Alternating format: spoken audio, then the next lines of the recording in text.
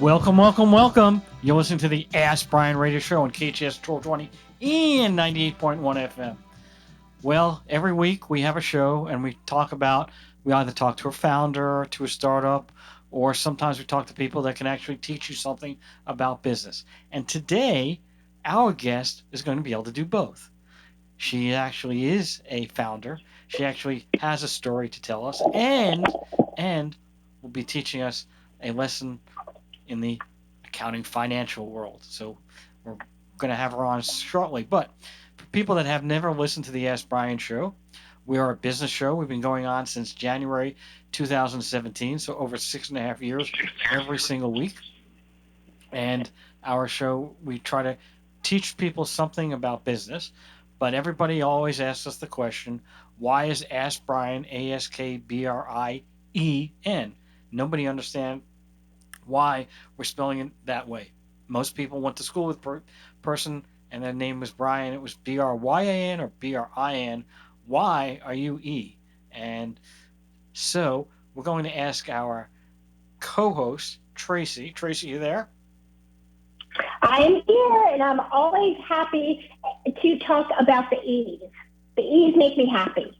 And just because I have to do this every show, and Tracy loves that I do this each show, is no, my name is not O'Brien. I'm not an Irish man. I don't go to the Irish pub, so I didn't get that name, Brian. But let's try to teach the Okay. I audience. just wanted to say that we really missed you last week, but we really didn't miss the O'Brien reference. I'm actually training Andrew, the engineer who begins with an E. I'm training the engineer. What's your clap? Oh, okay. Oh, thank you. See, I want to clap for myself. The engineer. Well, you can have an ego. That's another E. Egotistical engineer. That's double E. Well, you may not have had me talk about the Brien Irish pub concept, but you certainly know a lot about E's, and we're going to ask you, for our audience, to explain, other than the engineer, okay, why Brian is spelled with an E. Okay, well, the second most important E next to the engineer, of course. Boy, that was quite a pickup there. I got you. Yeah. Oh yeah, I'm always trying to butter up the engineer because you just never know. I appreciate that. At least I'm honest about it. Or you may get cut off, right? Exactly. And speaking of butter, I know where the bread's buttered, so we're going to always thank the engineer first, and we mean that with all sincerity. But our experts are equally important because that's what really drives the content of this show is our experts, and we even have a mathematical formula that I have honed, refined, practiced, and presented enough times that I feel really confident about it. And that is to be an expert defined by the Ask Brien radio show and podcast. And it's an logarithm as well.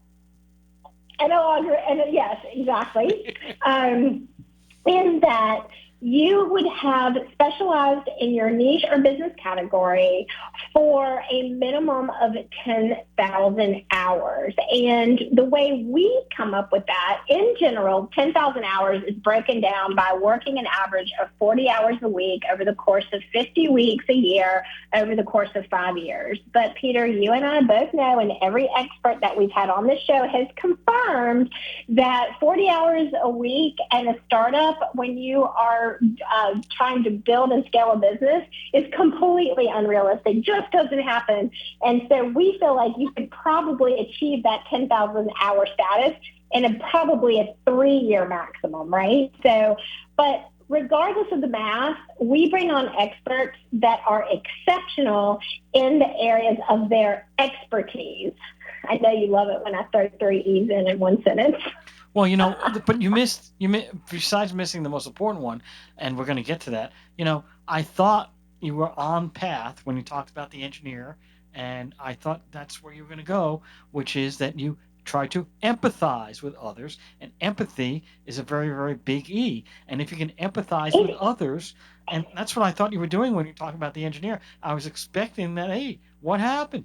Well, you know what? I really always like to reserve the empathy E for you because I always feel like you just kind of need a little reminder every week about empathy. Well, remember, So my feet can fit into anyone's shoes, so therefore empathy is never going to be an issue. yeah, that's what I hear. But anyway, moving on. So, of course, we're empathetic for all the people who are struggling to listen through this, including our guest, who's probably run screaming out of the studio by now, but we hope not. But one of the other things that we talk about in regards to energy is something that is, well, it's a word that you like to say very ferociously. And what is that word? Excitement!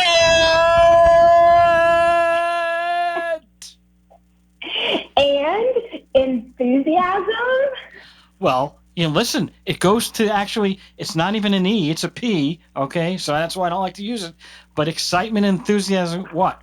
Passion. If you're passionate about something, then you can really, really, really do well on it. And that you need a passion. And even on your worst day as an entrepreneur, you got to go to the well to get that enthusiasm and that excitement and that energy, because that's what keeps us going and keeps us just on track to do all the hard things that sometimes present themselves in the day of an entrepreneur. So we are big on energy, big on enthusiasm, big on excitement. And then there's one other thing that I think is really important, and it's also my favorite, right? I don't know. Yes, you do. You know what my favorite is. Are you Smokey Bear? No, not Smokey Bear. Because that's how he talks. It comes from a movie that you always like to remind me of. It's about that movie and Broadway play. It's called Grease Lightning is Electrifying, and we are electrifying, and we're going to be even more so today with our guest. So I'm going to let you take over and introduce and get on our way with this amazing show. But first, we have to go over two things. One of which is the number uno, all right, is education. We try to educate people about business, and you did not educate our listeners. So we have to take a little step back on that. And we are here. Sorry about that. We are here to educate people, okay? And of course, you mentioned it, but just again, we are a show for entrepreneurs, which also is another E. So, do you have any claps or what? No, nothing. Well, this engineer is kind of like, I think the engineer fell asleep.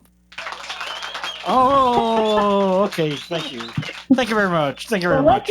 We got a show. We got a show. Guest didn't fall asleep. All right. Now, I'm here. I have a lot of enthusiasm and energy. I'm ready. Woohoo! Yay! All right. So that actually sounds like me. That's kind of scary that actually sounds like Well, you know how they have those lookalike audiences on Facebook. So we had a lookalike comment section. That's how we came up with that one. So a couple questions for you, okay? And first of all, your business is called what? Profit Makers? Is that the name of it? Profit Matters. Profit Matters. Apologize for that. And how did you come up with that name? Because your profit matters more than anything when you are a business owner. You can't have a business if you don't make money. Well, that's absolutely true. And part of that, I think, is a big part of that concept is cash flow, right? So even if you're making profits, you can be making profits on the books, but if the cash flow isn't coming in to pay your bills because, oh, great, I got $2 million in accounts receivable, but nobody's paying me, you're still going to have the same problem. So profits do absolutely matter, and it's a great concept to have. I also think as part of that, obviously, you need cash flow and 500 other things that we're going to learn today. So your company is called Profit Matters. What did you do prior to Profit Matters? What was the first major business that you were involved in? I was still hung up on Profit Matters, and you saying Cash Matters. Like maybe we need to change the name. No, I'm just joking. Really happy to be here today. Before Profit Matters, I actually was part of a construction manufacturing company, and we did custom manufacturing like props, murals, 3D pieces, and indoor playgrounds. Wow. mostly in churches. So you go into a church or a dentist's office and you see these extravagant children's areas. That's the kind of work we did all over the U.S. That's amazing. I didn't even realize that was a business. When you were talking about construction and manufacturing, I was thinking that you're doing something modular, like where they can build a hospital in a week or something. That was what I was thinking in my head, or create a factory really, really quickly. That's how I was thinking. I didn't even think about the concept of either A, in churches, or B, playgrounds and other stuff for kids. So I'm totally blown on that one. I had no clue where how you came up with that, but that's a great concept to have. And when you think about it, almost every school nowadays, every school has always had playgrounds, right? But now they have Mm-hmm. after school hours and preschool hours. Why? Because parents have to work, just like entrepreneurs are working 90 hours a week. The parents are also working crazy hours and they have to get to work, the mother and the father, and there's nobody around. So they have playgrounds, I imagine, in schools for both after school and before school. And when you think about it, churches, people going to church all the time. So wouldn't it be great to have the Mm-hmm. kids have a place to do something? Um, Yeah, and imagine those like soft play pieces that you see at the airport. You're walking by and there's a little kids area. So you're literally taking a block of foam, you're carving that down. It goes into a paint booth and it gets hard coated and it gets spray painted. It's a really cool process. So when you think manufacturing, you're thinking we're actually manufacturing these giant soft play pieces and wayfinding signs and things like that. It's really cool business. I thought they were creating those for me. Wow. All right. So, you had that business. Now, was that your own business, or were you working for people, or how did that work? The That construction. business was founded by someone else, and I went to work there when it was still a very small business and worked my way up while I was in school to become a CPA. Worked as the CFO there after I got my CPA license. Came in one day and said, "Hey, you know what? I think I'm going to go work Big Four because someday I want to have my own CPA firm." And he said, "Listen, I don't know what we'll do without you. You've been here such a long time, huge part of the business. I'd like to offer you equity to stay here." And, at the time I was in my 20s and I thought, man, this is a gravy train. We're going to get these great checks. We're a very profitable business. And then he even came in later and said, I don't have a lot of interest in being the CEO here. Why don't you just kind of run the business and you can, kind of set your own schedule and do what you want to. And again, I thought, oh my gosh, this is what I'm going to do forever. I had no idea the day was going to come when he walked in and said, "Hey, we're never going to get what we're going to get for this business right now. It's the perfect time to sell it. And I have a broker taking a look at the deal for us. We're going to get some numbers, but I think that we're going to have a pretty nice exit." And you talk about like the thought of getting the money and the exit didn't even matter to me. It was like, I thought I was going to do this forever. And I think a lot of people get in that where they're really comfortable and you think of it being more like a lifestyle business and, you're earning really good money there. The thought of selling your business is kind of scary, but it ended up being a great step for us. Well, sure, because it's great to sell. It's great to get money out of the transaction, but then you got to figure out, okay, I'm 25 years old or however age you were, and what am I going to do for the rest of my life, right? So you got to. Right. It's not. And by the way, I love the E's there because E is equity, right? That's a good. That's another good E. That's right. And the exit. So you got double E's, exit, equity. So. After you left the company, or actually, so what happened? The company was sold, and then you got something out of it, and then you took that money and started another business? Yeah, company was sold at the time. Like in hindsight, if I would have just kind of sat still for a little bit, I think that there's two things. One, I was told you could never sell your business too soon or for too little, and I think that that's a huge thing. I told someone else that today. So if you're thinking about selling your business and you're listening today, there's an opportunity that you won't get what you're being offered for it now. And a lot of people say, well, I might get 10 times the money later. I'm going to grow it, or I just haven't hit the right milestone yet. But I hear people who say I had a $20 million deal on the table and I went out of business the next year for whatever reason, a satellite company, and those, don't exist anymore, the big ones. But yeah, after that, left and went on. And I should have been really smart, but I thought, oh man, I could take this money and I could do nothing and figure out how to invest and maybe not have to really work again, or I could do something and just work my tail off like you guys were talking about before and be that entrepreneur who puts in your 100 hours a week and never sleeps, who sees your kids. And I thought, I'm going to take this money and I'm going to make this money go 5 times. but it was actually the opposite of that. I got in the construction business. I built huge structures all over the Dallas-Fort Worth area and felt like I was really doing something important. But at the end of the day, I maybe was creating structures and learning how to operate in another industry, but it was costing me a lot of money. So much so that I wasn't seeing my family. I'm completely invested in this company and almost ran myself completely broke. And I realized, even with the CPA background, you can't just move from one business to the next and be successful. So I'll say that again. Just because you're successful in your business now doesn't mean you can just go be successful in any business.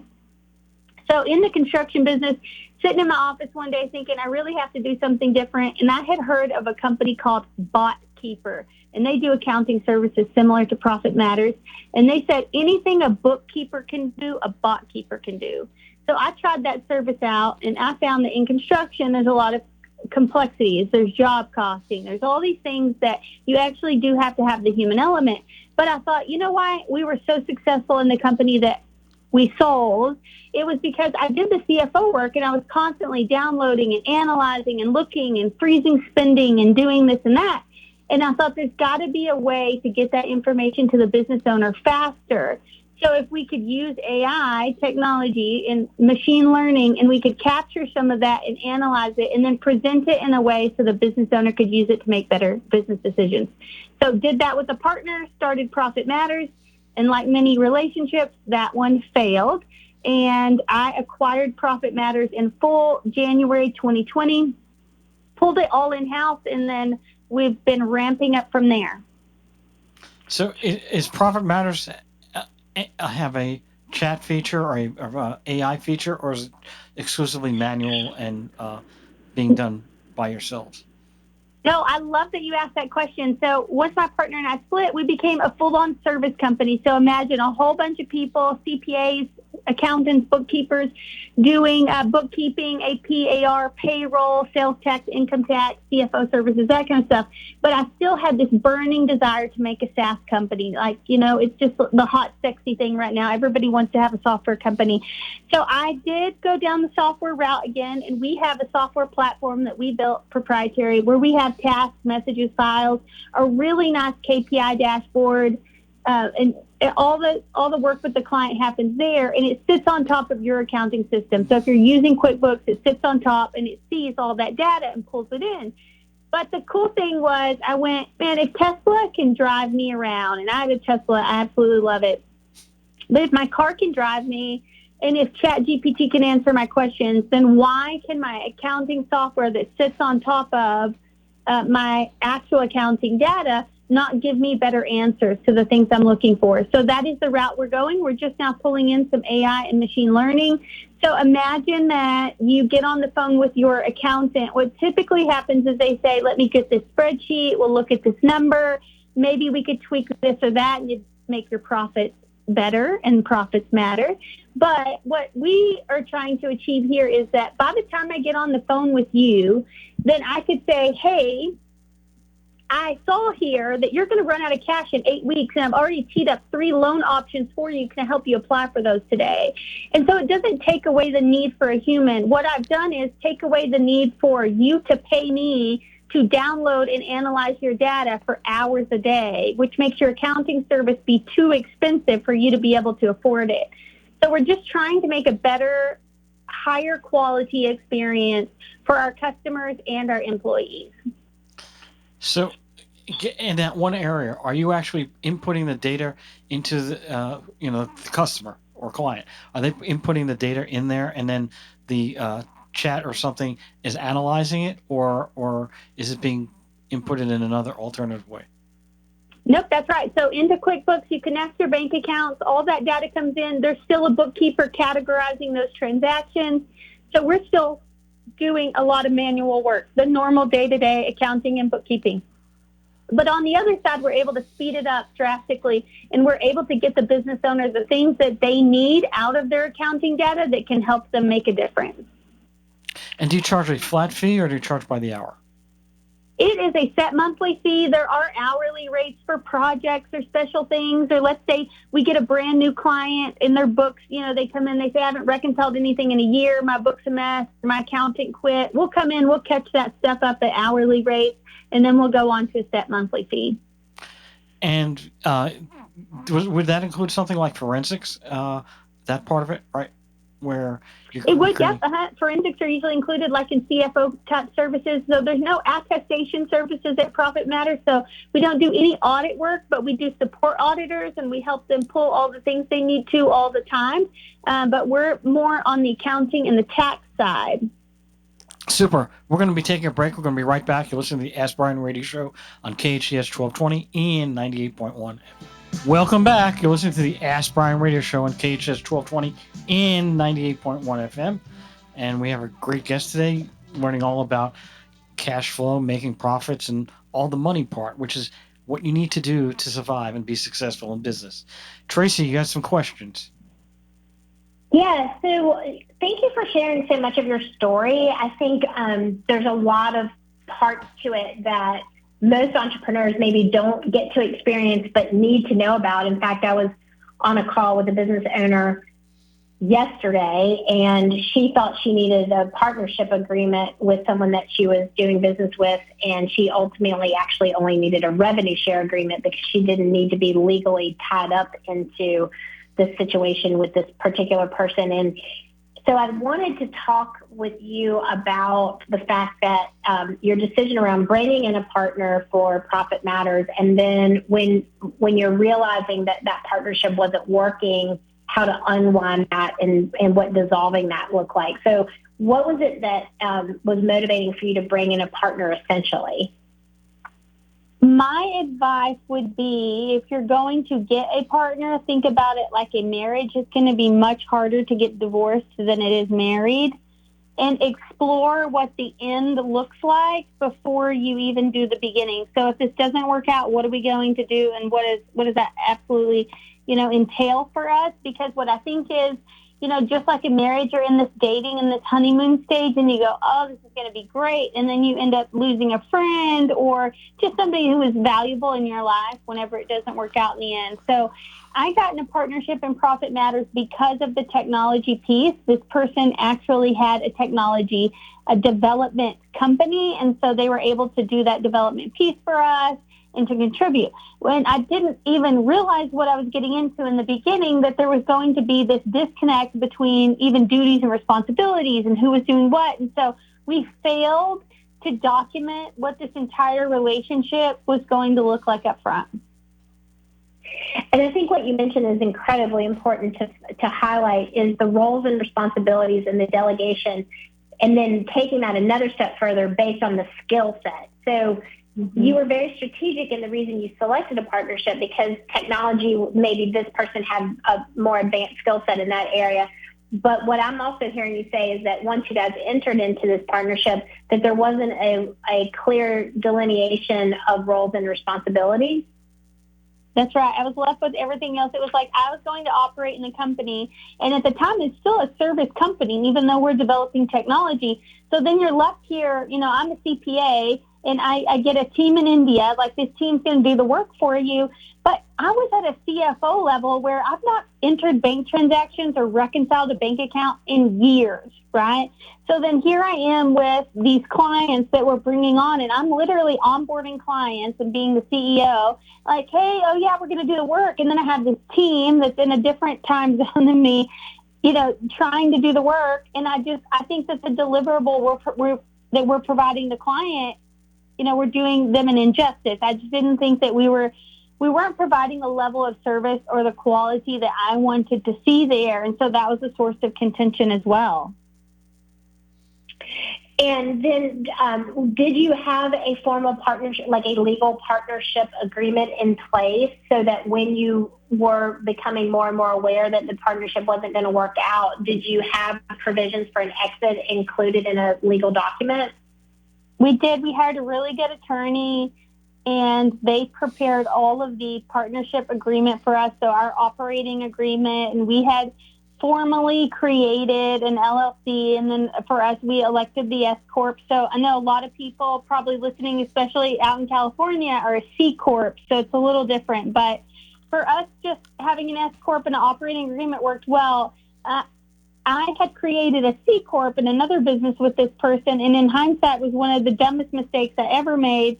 Was in these agreements, you have somebody who's your tiebreaker. So if you don't agree on something, this person can help you get to that agreement without an attorney.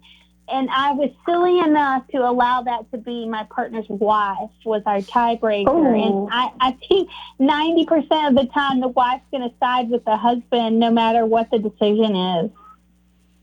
Yeah, I can see that would be something that you probably won't ever do again if that situation presents itself. But that's one of the things why I love having conversations with entrepreneurs like yourself who have such a track record of building successful businesses in all different areas from equity to exit. And, those are learning curves that by you sharing those with our audience, that, it might seem in retrospect like an aha moment, but at the time that you made that decision, you made the decision with the information you had at the time. So I think it's important to really communicate that we all have decision fails that lead to learning that then lead to better business operators. Mm-hmm. Right.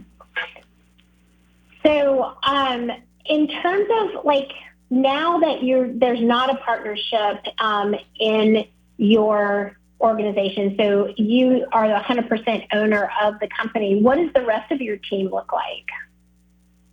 Yeah, very good question. The rest of my team is all people all over the U.S., so it's made up of CPAs and accountants and bookkeepers, and then we have a sales team and our COO, and our COO is actually CPA. And funny enough, our sales team are people who have accounting degrees. So I have this kind of sneaky way of finding salespeople. We use something called predictive index. And predictive index is like culture index or a lot like any of these other personality tests, if you will, that identify your workplace trait behaviors is what I call them. We're actually a reseller of this software. I love it so much. But we use it to kind of weed people out and see, do you have the traits that would be good to fit this role? So example would be you don't want to hire a bookkeeper who's extremely low detail, and you can see that on there. Well, there's a profile that's very distinct for a salesperson. So we'll have bookkeepers apply for a bookkeeper job, and occasionally you'll see one come through that's like, oh, that person was born a salesperson, just through and through. And then we'll interview them, and I will try to sneakily convince them, you were born a salesperson. You're not ever going to really love your accounting job. If you want a sales job, you'll make way more money. And then kind of hire people like that. So I always say that that's like a funny part, profit matters. But yeah, that's our team in a nutshell. And what are your plans to scale your team? Are you focused on business development right now? Where are the areas of your team that you're going to experience growth? Yeah, we are. We have actually grown year over year, top line revenue, and it feels like we're adding people all the time. We're constantly interviewing for various roles and really trying to grow the top line. We just took a little VC money, and that helped us to continue development of our software. And we've actually been looking for another VC or private equity partner to help us get to the next level. So with a little more investment, we'll continue to grow, obviously faster than we are kind of organically right now. But yeah, our goal is to try to get to $10 million in top line revenue as quick as we can, which we're hoping is in the next two to 3 years or so. That's really great. I mean, it sounds like it's an aggressive but attainable plan, and it's also nice to be able to have that VC infusion, of course. So we're coming up on our time that we meet our sponsor, and so I don't really want to dig into another topic really quickly, but what I'd love to do when we come back is talk through, the raising of capital experience and how that how you juggle that and ran the business as a CEO at the same time. Sure. Thanks, Trace. And without any further ado, ADIEU. We have our. We've forgotten our zoo lately. Don't worry, I know. I have one of those memories. It's only your favorite word. All Exactly. consonants, one vowel. See, All vowels, one consonant. We're I also- always get it wrong. we- That's why we don't do it. and we also are Sesame Street for adults. All right, but Yes. Especially when it comes to consonants and vowels. but we don't have Big Bird. So, is our sponsor there? Yep, I'm here. All right, the great, the only, the magnifico, Stephanie. You're too nice. Stephanie has been traveling all around. So anyway, we have a couple questions. We know you're the sponsor, and we're trying to understand. One of the companies is called Albany Farms, and lots of people don't know what Albany Farms are. Most of them think that they're strawberry fields or something like that from the Beatles or something. They don't know what Albany Farms are. It could be the Kentucky Derby as well. But what is Albany Farms? Good question. I mean, I wish we did own strawberry farm or strawberry fields because I do love strawberries. But Or the Kentucky Derby. Or the Kentucky Derby would be cool too. I would love to wear one of those hats. You know, but we're a food manufacturer located in the Black Hills of South Dakota, in the little town called Belle Fourche. And we manufacture fried ramen instant noodles. And yeah, some of our 3 pillars for Albany Farms is community. We're definitely dedicated to hiring local talent, which is one of our primary goals. Quality, too. Our goal is to source 100% of our raw material domestically, and responsibility. We're definitely dedicated to reducing our environmental footprint. So we'll be working towards those. But yeah, that's Albany Farms in a nutshell. And where can you get this ramen?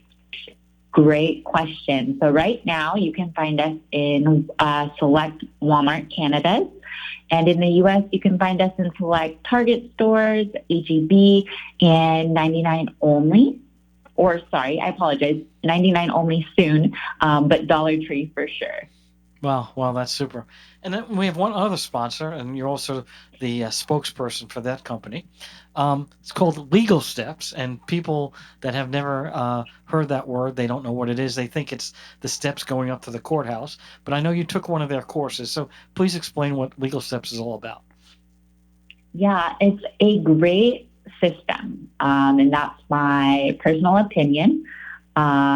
It's basically a do-it-yourself system to handle any legal issues like forming a business in California or even registering a federal trademark. The courses are affordable and it can save you thousands of dollars. But ultimately what I got from it was I definitely felt empowered and confident, to make certain decisions or certain things like that. So I highly recommend taking those courses. I loved it. Wow, thank you very much. I know you got a lot to do on your plate, and I know that we can only take a couple minutes of your time, so appreciate it. Thank you very much, and till next week. Bye, everyone. Thanks, Steph. And we're back with our guest. Tracy, you had that question that you were going to ask? Yeah, so we were talking before the sponsorship mentioned that about raising raising VC capital that you have already raised around, that you're looking for other investors. Can you tell us about that process, and really want to hone in on the balancing of going out and raising funds with actually the day-to-day operations of also running the business? Yeah, it's crazy because it is a little bit distracting, right? So you still have your normal CEO responsibilities, especially at Profit Matters. We're small enough. We need to be doing things like documenting our processes better, or, every now and then I'll jump on a sales call or a meeting with our COO, or trying to figure out, how to best utilize our staff. And, outside of that, when you're raising funds, it's a full day of being on calls back to back. So you have these meetings where you pour your heart out and you're pitching, your business. For most of us, it's like a marriage. We're just 100% hooked on it and sold, and it's our everything. And so you tell people this great and awesome story, and then at the end, they almost always say the same thing. We're really impressed with you and your business, and we think you're a great entrepreneur, but we don't think it's the right time to invest, or maybe you're not there yet, or keep us posted, and we want to hear what happens in the future. And it's these things, and it almost like sucks the life right out of you, because you're like, let me tell you about my great story, and then boom, your story wasn't as good as you thought it was, you know.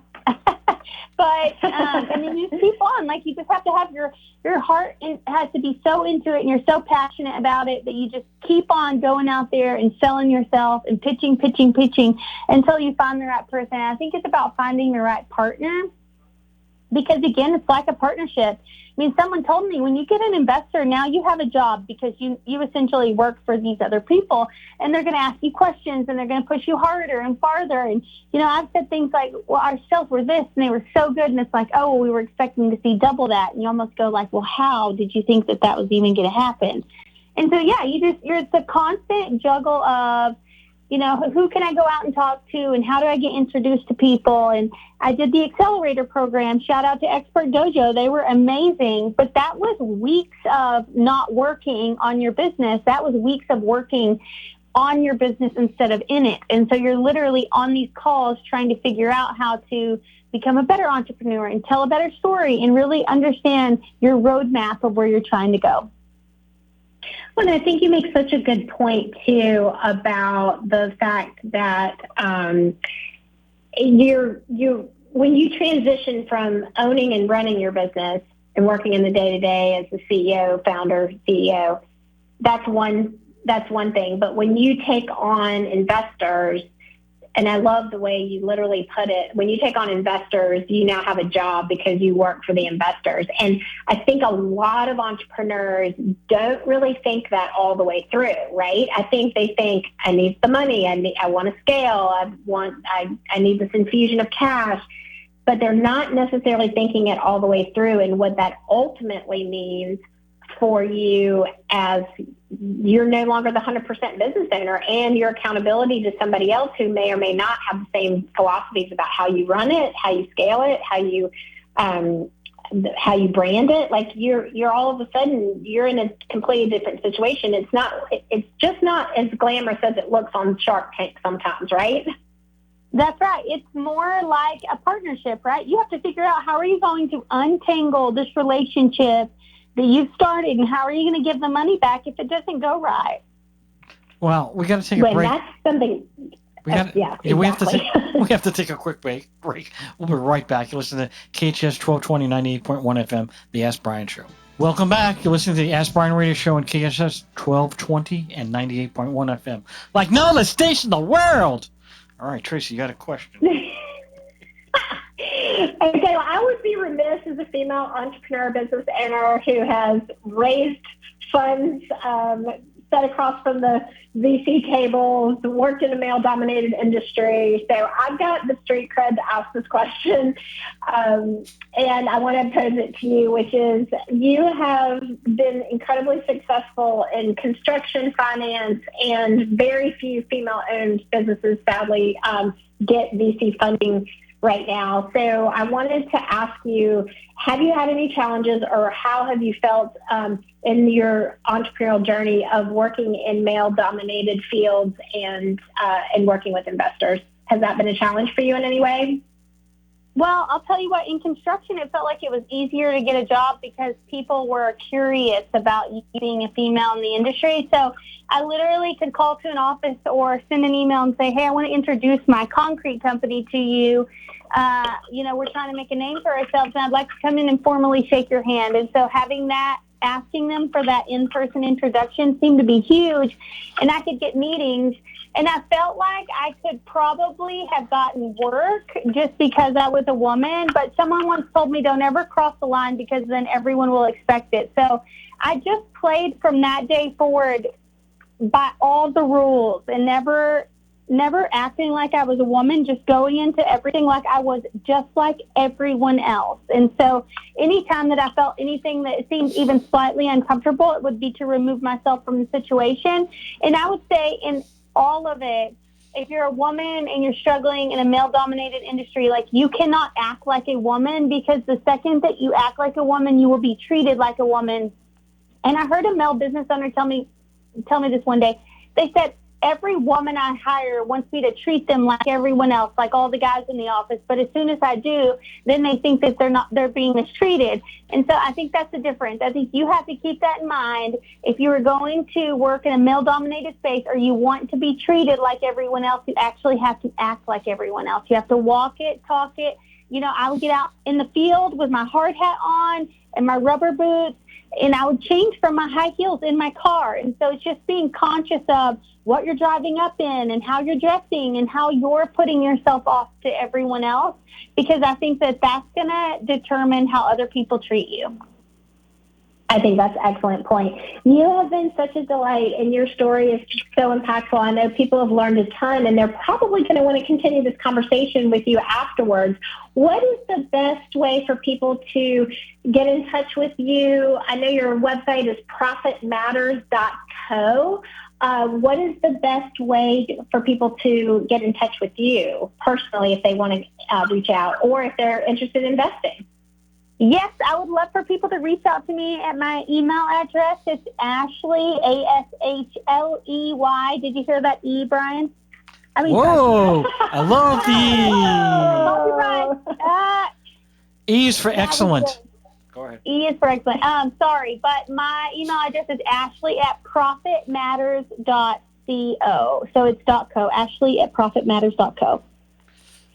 Okay, great. Well, we are excited to have you on the show. And if you're listening to the show right now and you couldn't write that down, or you couldn't get all the value bombs stored in your memory, and you want to go back and listen to all of the great points that Ashley made today about growing a business, getting financing, building a team, functioning in all of these male-dominated spaces, you are going to want to go download our podcast, and it is the Ask Brien podcast, and that is, of course, ASKBRIEN, and the podcast is available wherever you listen to your favorite shows. That's Apple, that's Spotify, that's iHeartMedia, SiriusXM, Pandora, you name it, we're there. We want you to go find the show, follow the show, download the show, and share the show. See, we don't want to ask a lot of you. We just want you to do those 4 things. Find it, follow it, download it, share it. Peter? Well, that's a lot. So some of the questions, we only have a few seconds left, 30 seconds. So the question was, how did you get your first client? We got our first client with Google AdWords. So I think if you're in a service-based business, especially, Google AdWords can really help you land a client, which means when you start a business, the most important thing that you have to have is dollars to throw at marketing. Because if you can make your name pop up when people type in bookkeeper near me or car washing service near me, then people are going to click that link and they're going to call you. And then at that point, it's just how good you are at closing a deal or converting a lead. Wow, super. Great to have you on the show, Ashley. And Tracy, thanks a lot. And until next week, we'll be back. Over and out. Ask Brien.